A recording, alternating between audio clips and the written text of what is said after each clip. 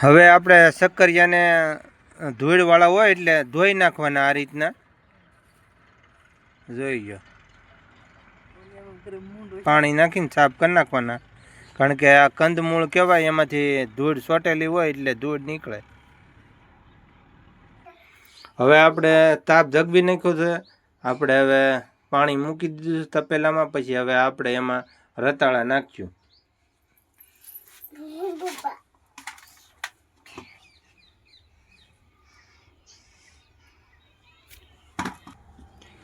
હવે આપણા રતાળો બધા નાખી દીધા છે તપેલામાં. હવે આપણે એને ધીમા તાપે બફાવા દઈએ. આ રીતનો તાપ રાખવાનો, મીડિયમ. ધીમો ધીમો તાપ થાય છે.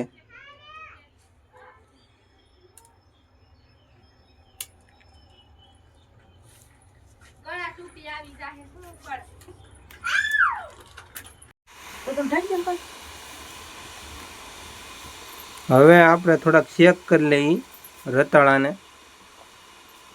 હજી બફાણા નથી, એટલે કે હજી બફાવા દેવા પડશે. હજી કડક છે.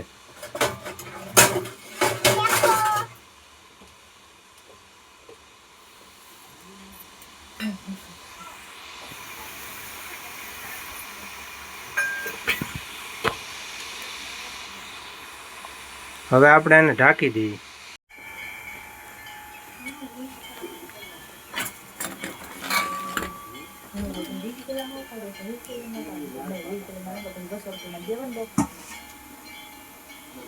હવે આપણે જોઈ લેવું પાછા એકવાર.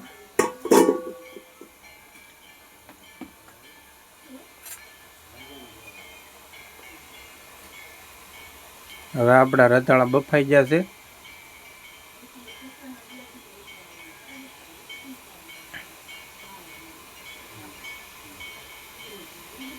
આ રીતના બફાઈ ગયા છે. આ સૂટ તૂટી જાય છે.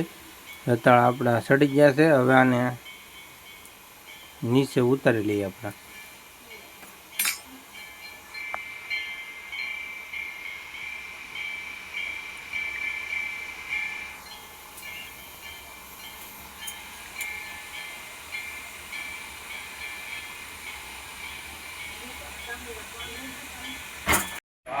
હવે આપણા રતાળા બફાઈ ગયા છે ને આપણે ફોલી નાખ્યા છે.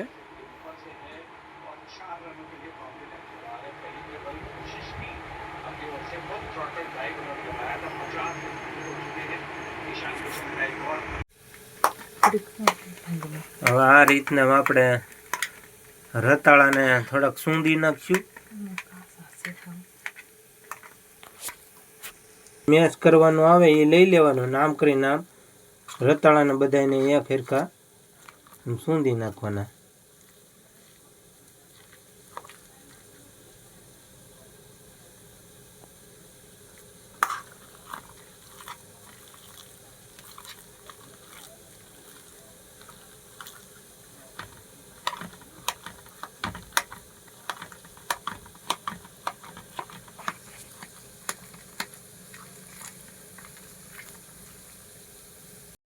હવે આપણે દૂધ મૂકી દીધું છે ગરમ થવા.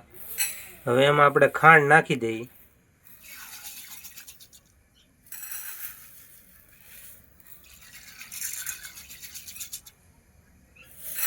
આપણને જેટલું ગળું ખીર રાખવું હોય રતાળાની એ પ્રમાણે ખાંડ નાખી દેવાની.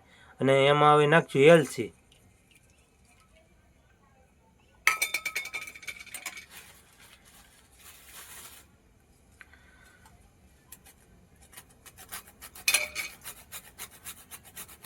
દૂધને ગરમ થવા દેવાનું આ રીતનું.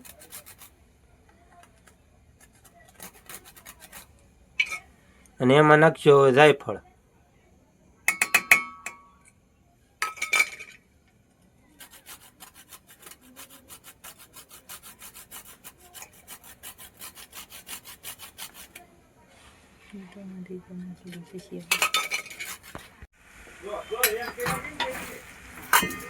હવે આ રીતનું આપણું દૂધ ઉકળી ગયું છે. આ આપણે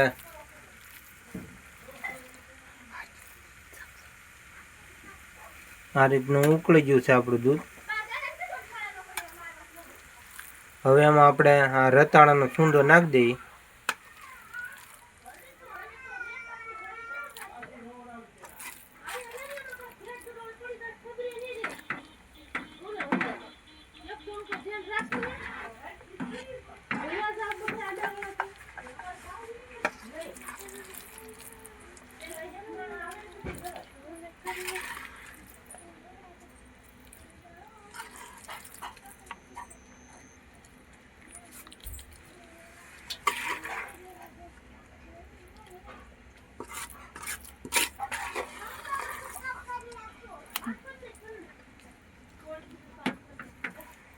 આ રીતનો આપણે સૂંદો બધો નાખી દેવાનો અને આ રીતનો હલાવી નાખવાનો આમ.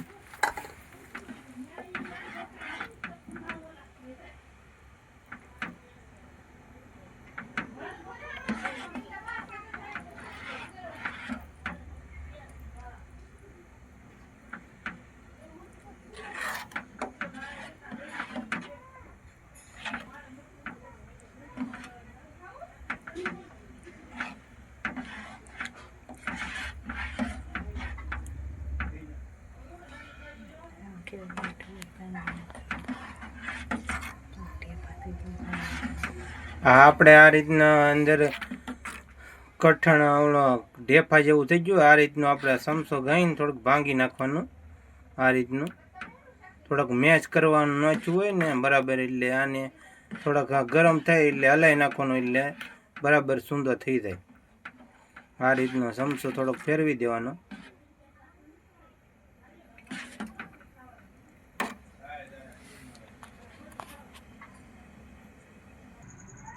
હવે આપણે શક્કરિયાની ખીર આપણે તૈયાર કમ્પ્લીટ થઈ ગઈ છે.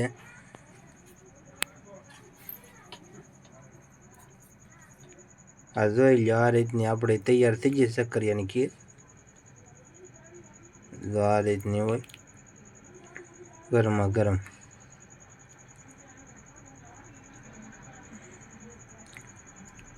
હાલો હંદાયા શિવરાત કરવા. હર હર મહાદેવ. આ શિવરાત નિમિત્તે બનાવેલી હતી આપણે શક્કરિયાની ખીર. રતાળાની કોક શક્કરિયા કે કોક રતાળા કહે, પણ આપણે દેશી ભાષામાં રતાળું કહેવાનું.